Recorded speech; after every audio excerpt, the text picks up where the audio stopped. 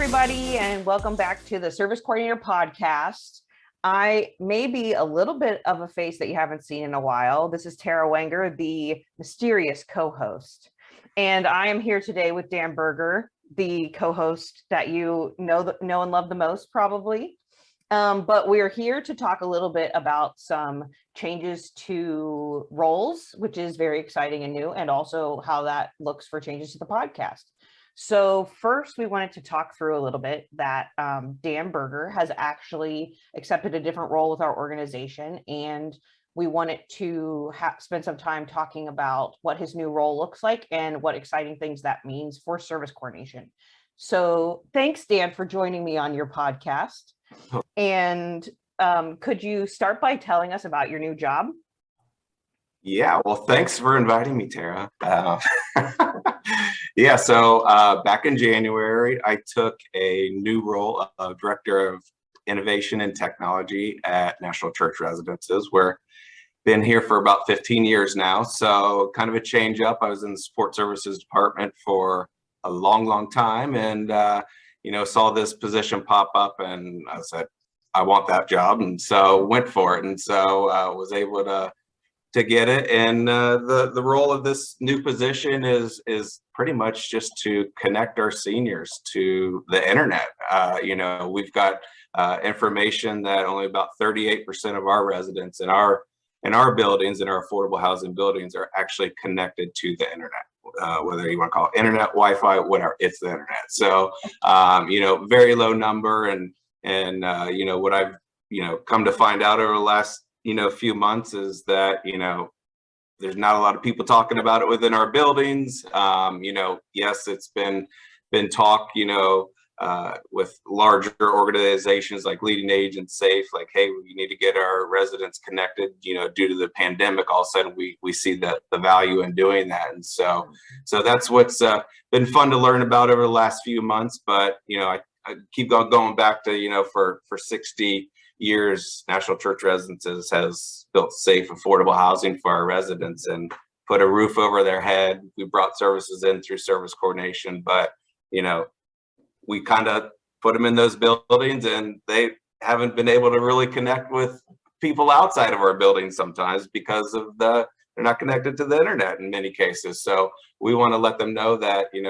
they can connect, and they can get talking to loved ones by FaceTime, or they can do telehealth with their medical providers, or they can do online shopping or search their favorite topic. So our goal is to really bring digital literacy, education, and adoption to our residents, and it's going to be a pretty big task, but so far it's been great working with our property managers and our service coordinators and a lot of other organizations trying to figure out what they're kind of doing in this space as well. So yeah, that's what it's all about, kind of figuring out how we bring digital equity, digital literacy to our residents.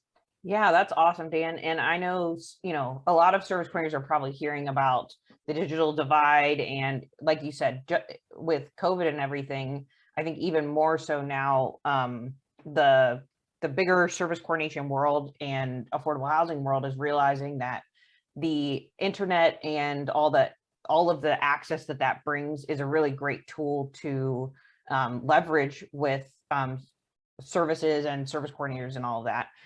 So I was wondering, can you share with our listeners some of the things that you've learned or discovered in terms of, programs that are open to our residents, or, ways that they could be working on this same concept in their sites?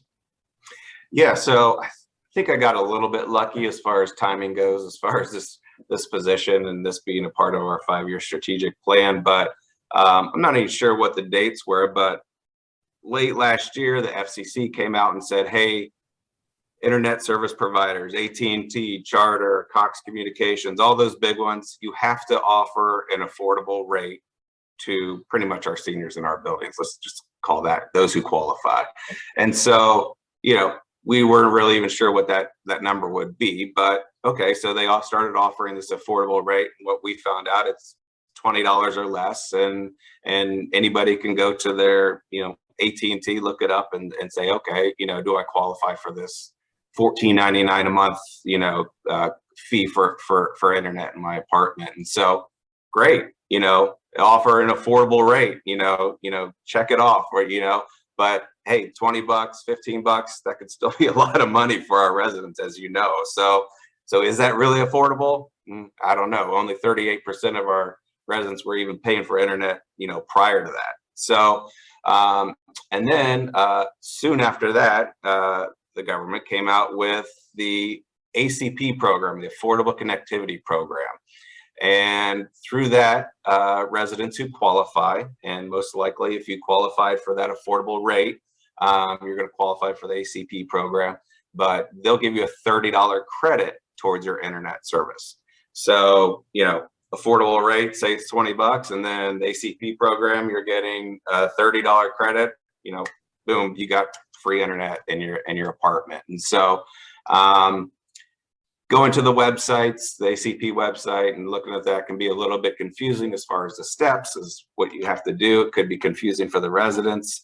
And so we're working with the providers, and we'll got some information to be sending out to service coordinators as well, as far as what the easiest steps to take to get signed up through the ACP program. But yeah, kind of, that kind of happened right before I started. So that's been very helpful. Instead of going and knocking on AT&T's door and saying, hey, will you give us a good rate for our seniors? That they don't necessarily listen. So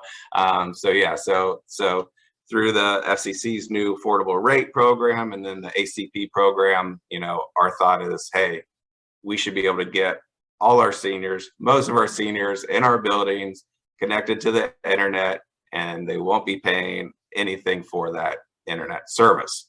That could be the case in many of our communities across the country. So that's the exciting part as far as what we've kind of learned so far. And so yeah, and we'll be putting some kind of show notes and links to there's a couple of different websites you can go to get signed up for the ACP program and see if that resident gets qualified.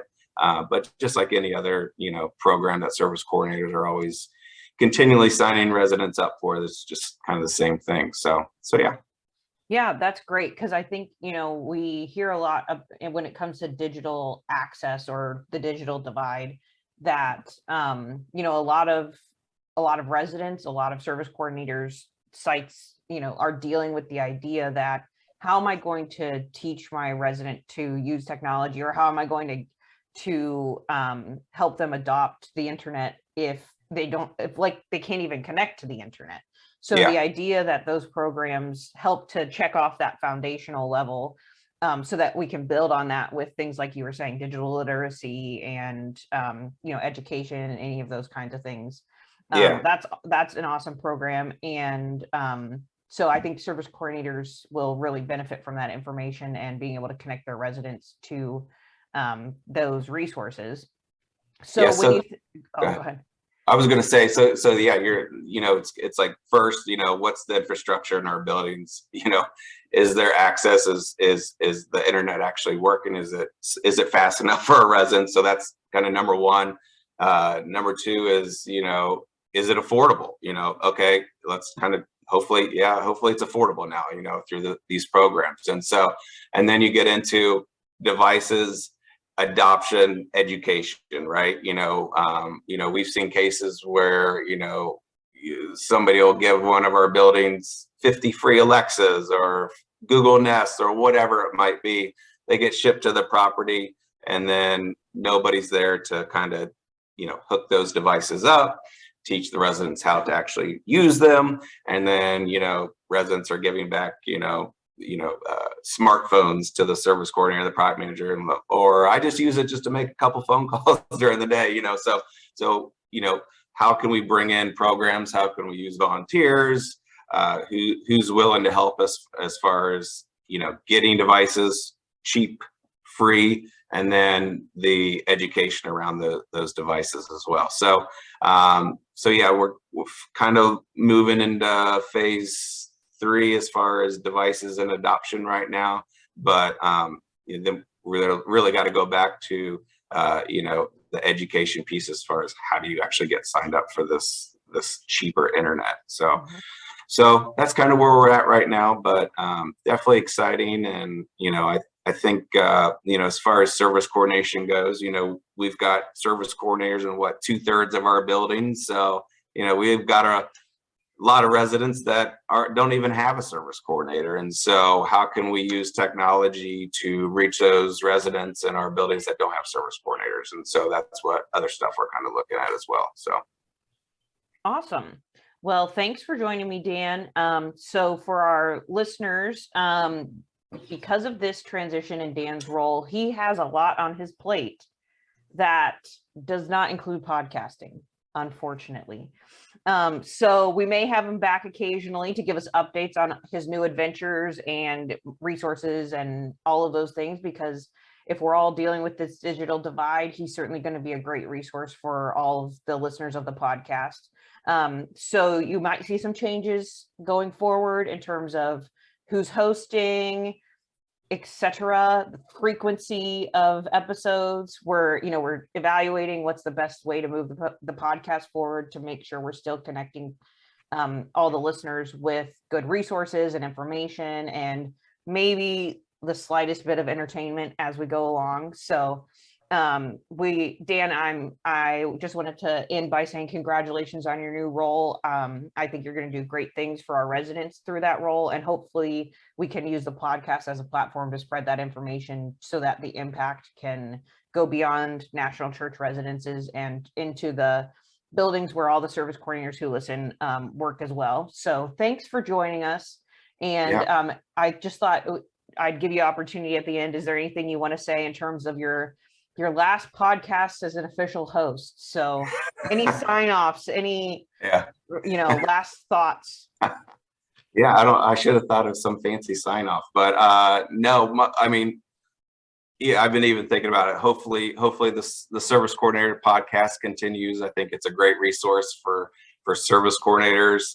We actually got a whole bunch of service coordinators listening throughout the country, whether it was through Apple or on YouTube. So I know it's definitely a resource, and I think it could grow and grow and grow. So my hope is that it continues. It can be a lot of work, but I think it's definitely beneficial for the service coordinators. So I say keep the service coordinator podcast going, and then anytime you want me to come back on and chat about what's developing in my world or your world, just let me know. Yeah, sounds good. Thanks so much, Dan. And thank you to all of our listeners for tuning in for this episode of the Service Coordinator Podcast. And we'll see you on the next one. Take care.